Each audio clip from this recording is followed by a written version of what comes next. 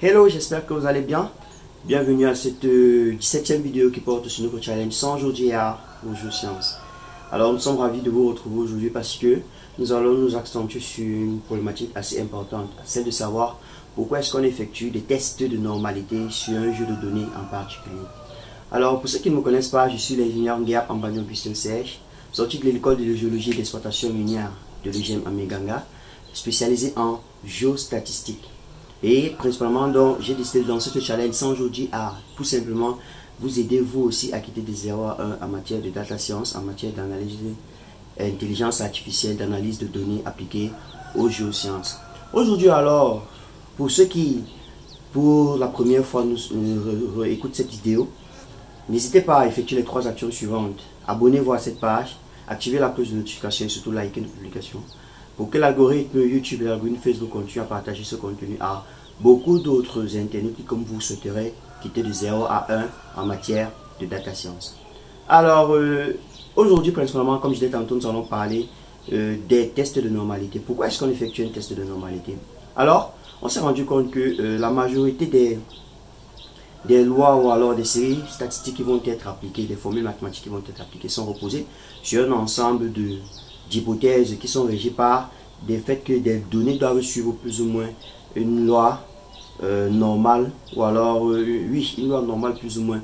Raison pour laquelle il est important d'effectuer des tests de normalité sur un ensemble de données pour pouvoir faciliter un ensemble de calculs et pouvoir se permettre une évolution plus fluide de notre analyse de données.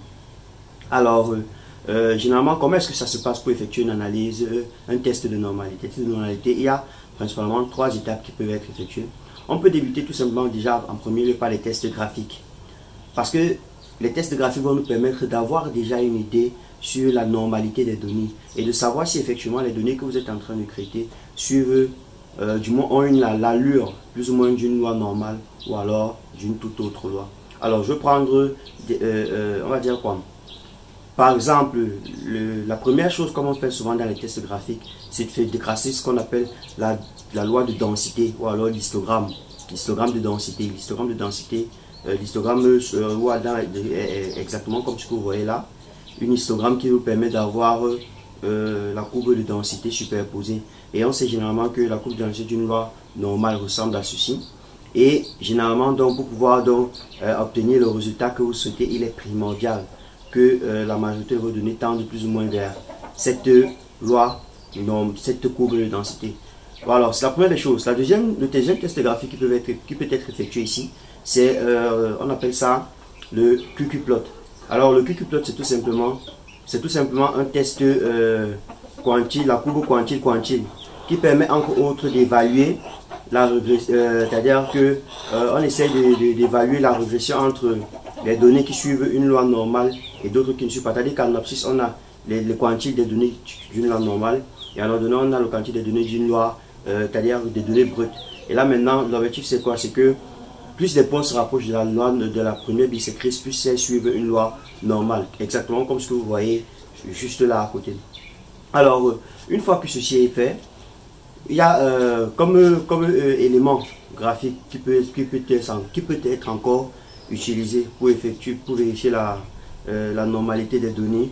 On a, comme je disais tantôt, les histogrammes, la courbe de densité et le test QQ-plot. Ce sont des éléments qui sont très utiles pour tester la normalité des données. Après avoir effectué cela, nous avons les tests, on effectue un ensemble de tests tels que le coefficient d'aplatissement, le coefficient d'asymétrie, encore appelé le squeakiness et le kurtosis. Donc on va voir comment, dans la prochaine vidéo, on verra comment appliquer le squeakiness et le kurtosis sur le langage Python. Donc ici là principalement, donc, le coefficient d'aplatissement ou alors le coefficient d'asymétrie. On sait qu'une loi normale est une loi, une forme en cloche qui est symétrique. C'est une forme en cloche qui est symétrique. Alors pour que ça soit symétrique, il faudrait tout simplement que votre squeakiness ou le coefficient d'asymétrie soit égal à 0. S'il est égal à 0, alors vos données sont considérées comme étant symétriques et par conséquent peuvent plus ou moins suivre une loi normale. Mais si ce n'est pas le cas, ça veut dire que il faudrait effectuer un ensemble d'ajustements.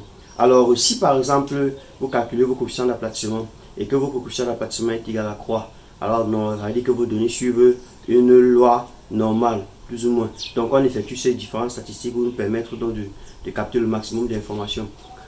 Après avoir fait cela, il y a encore des tests qui peuvent être encore effectués, tels que le test de Shapiro-Wilk. Le test de Shapiro-Wilk est un test qui est assez, c'est-à-dire assez brisé dans le monde de la data, qui nous permet effectivement de déterminer si, en fonction d'un ensemble de valeurs, nos données suivent une loi normale ou pas. Et elle est plus adaptée donc, principalement, donc, c'est un test qui est très performant. Et il est adapté au petit jeu de quand les volumes de données ne sont pas très grands. Nous avons aussi le test de Kolmogorov, qui est un test très utilisé lorsque les données sont d'une grande quantité, lorsqu'on a une grande quantité d'informations. Donc voilà un peu ce que vous pouvez effectuer comme test lorsque vous avez un jeu de données et que vous souhaitez effectuer des tests de normalité. Voilà un ensemble de tests que nous venons de vous citer qui vous seront très utiles et que vous allez constamment utiliser dans le monde de la data, dans le monde des géosciences, dans le monde de l'analyse des données. Vous allez constamment utiliser ces tests pour essayer de vérifier la normalité de vos données.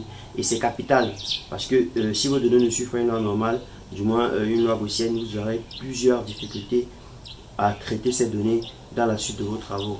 Donc j'espère que, comme moi, vous avez aussi été satisfait de cette vidéo.